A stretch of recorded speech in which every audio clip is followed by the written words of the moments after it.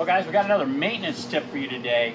If you've got a power steering pump that's leaking everywhere, you don't necessarily have to buy a new power steering pump. You can actually rebuild it. Welcome to VTEC Academy. You're about to get schooled.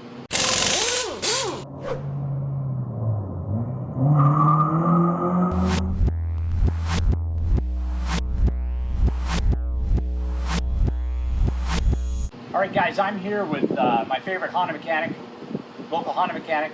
This is Doug Ruthroff. Been doing work with us for decades.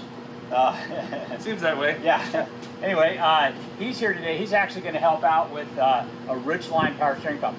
Now, there's actually a bunch of seals available from Honda for rebuilding these pumps. And yes. Did you rebuild a lot of them when you were at the dealership? We did a lot at the dealership. It was a lot easier, quicker than waiting for a new pump. Right. Or, you know, the cost of the pump would lose the job.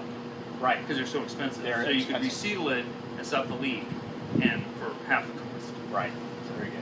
So we have all the Honda parts here. There'll be links down below in the show notes for this particular pump. Some of the parts may vary for whatever pump you're doing, but they're available through Honda dealerships everywhere, and you just basically need to look it up on Honda Parts Now or automotiveparts.com. That's it. And you can look it all up. And Acura Parts too. AcuraAutomotiveParts.org. You can just look it up, buy it, and you actually get it for like a 30% discount compared to getting it at your dealer. So I would suggest going that route as well. Anyway, we have the parts right here. We have Doug. He's done this before. I'm going to let him take over from here, and he's going to rebuild it. So, Doug, if you don't mind explaining what you're doing, have at it. Well, we've got all the parts and tools set out. We're going to go ahead and disassemble the pump and inspect it. Parts of it we will leave together because you don't want to touch the vanes, and if you mess those up, the pump is garbage. So let's go ahead and start pulling this apart.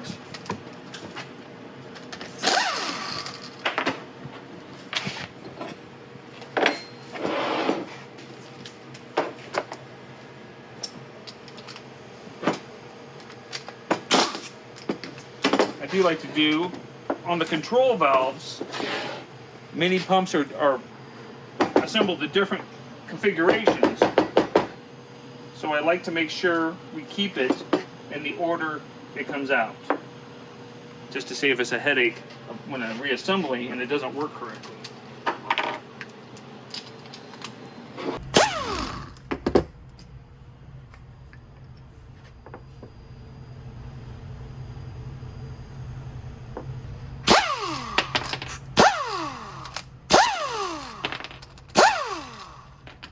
This is the key to the whole thing, is not to let this fall apart. Gently twist it to get it to come. Okay, so that's how it's gonna be. And then slowly disassemble it. Leave this together. And you will, if you notice the O-rings are flattened.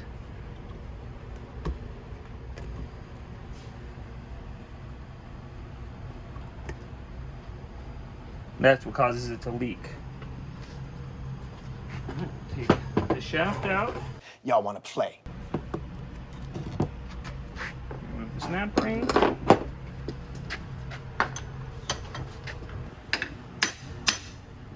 Another safety mention, use a brass drift to drive the shaft out. These are soft steel. If you hit it straight with a hammer, you'll damage the end and you won't be able to put it back into the bearing.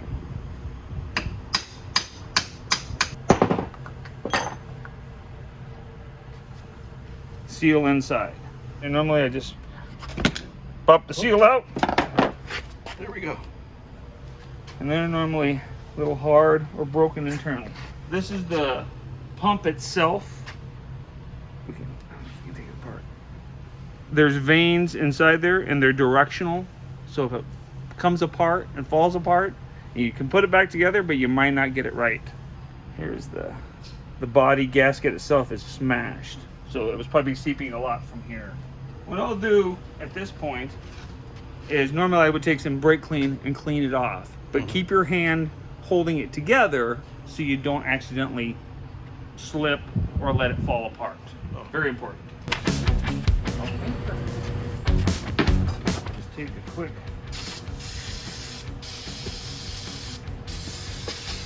I'm not too much concerned on the outside, getting it super clean.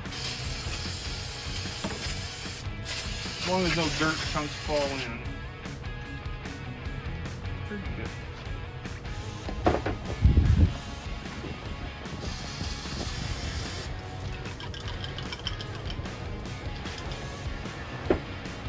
Upside down to drain all the cleaner out.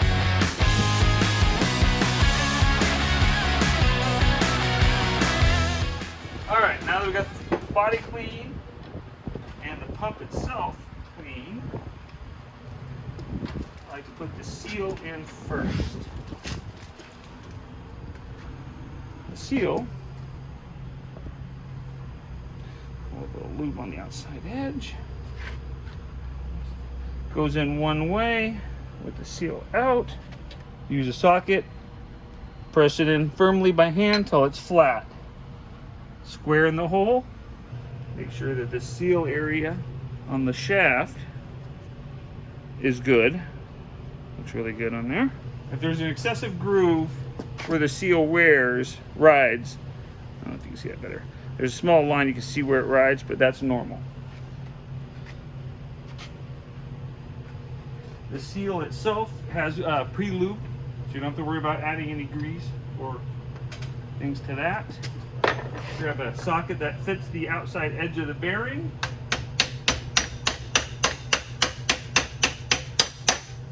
Light tap till it bottoms out. Like I said, it should be really light. It should slide right in. That's what she said. Snap ring in place.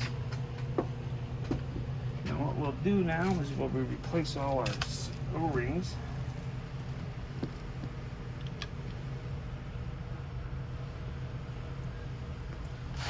This one goes here, but I like to install it in the pump itself so it cannot move as you're installing part.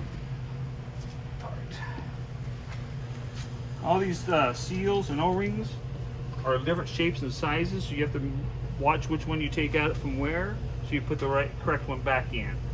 With the new seals installed, the two on here, one new one in there. It only fits on one way. There you go. Sometimes they struggle, sometimes they just fall right together.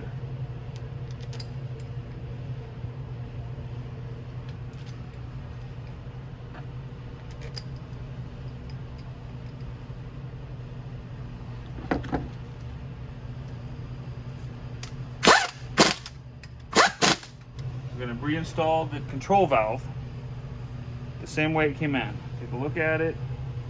Looks nice and clean. Slides right in. And then the spring next. Then we're going to replace the O-ring on the cap.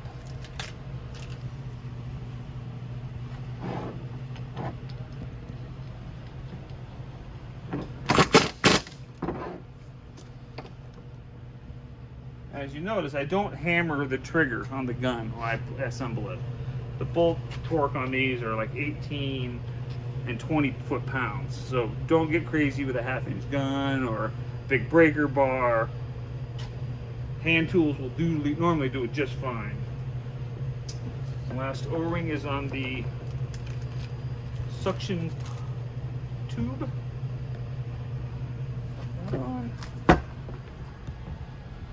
It's normally an orange color. They updated this from the original ones were black. In fact, the one that came out was black.